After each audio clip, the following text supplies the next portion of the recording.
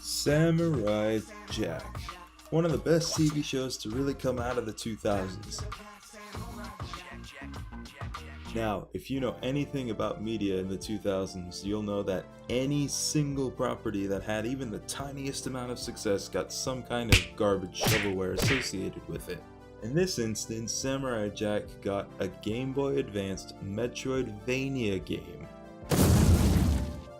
And if that didn't make you just the tiniest bit wet, then you're probably truly dead inside, or you've actually played the game and realized it's complete dirt. The premise to the game is incredibly basic. Jack wakes up in a monastery, you get a magic amulet, you gotta find the gems for it so it can take you back in time, blah blah blah blah. Monastery also serves as your main tutorial to the game, and you'll immediately find the controls to be absolute arseface. Jumping makes you feel like you got some kind of cinder blocks for feet, and I always feel like I'm gonna fall through the floor when I land. Your sword swings feel incredibly stiff and awkward, and it just isn't any fun. Other than your tactical rolls, nothing about this game feels very responsive and fun. Enough whinging, let's get down to this village that's been ravaged by robot spiders. Heck yeah, dude, that sounds amazing. Let's get in there and fight some robot spiders, and realize that combat is also really bad. Like I said before, slashing doesn't feel exactly responsive, but when you're fighting actual enemies, it feels even worse. The swings feel even stiffer than they did before, and sometimes they don't even seem like they connect. Larger enemies also block, so they just extend combat by a lot longer, and smaller enemies you have to crouch to hit. It's just not fun. Nothing flows together in this game. Like in Metroid, when you're racing around shooting dudes, it takes a couple shots and they're done for. This game tries to emphasize its combat to no avail. Nothing about it's great. But even if the enemies suck, at least the bosses are gonna be crazy fun. Let's do it.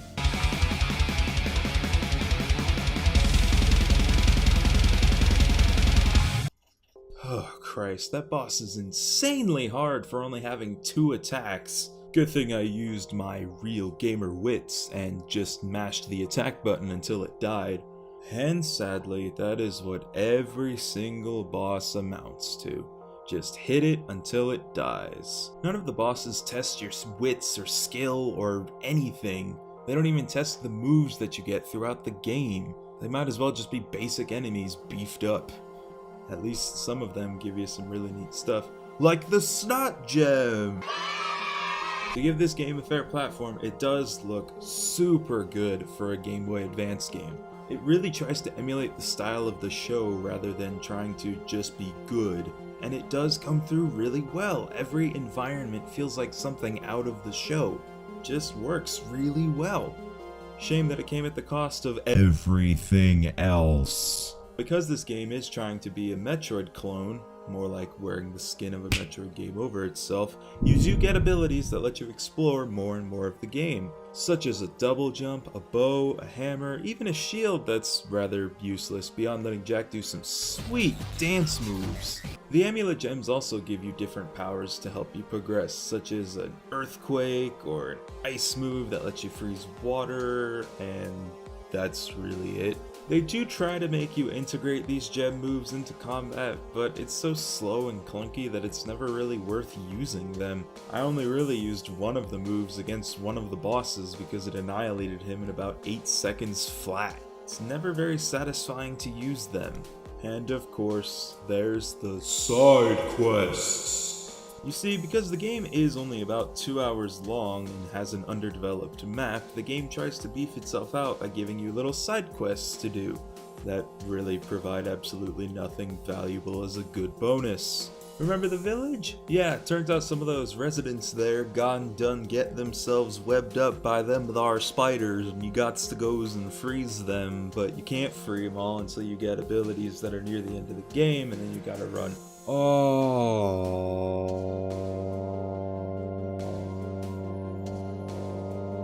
the way back to the spider caves in order to free the last few residents, and it's just not fun, it's tedious, and you don't get anything good.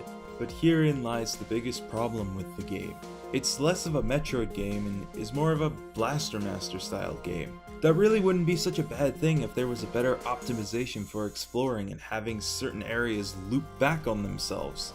It clearly wants to be a Metroid game, but it falls so far it might as well have just been a Castlevania game of going through levels.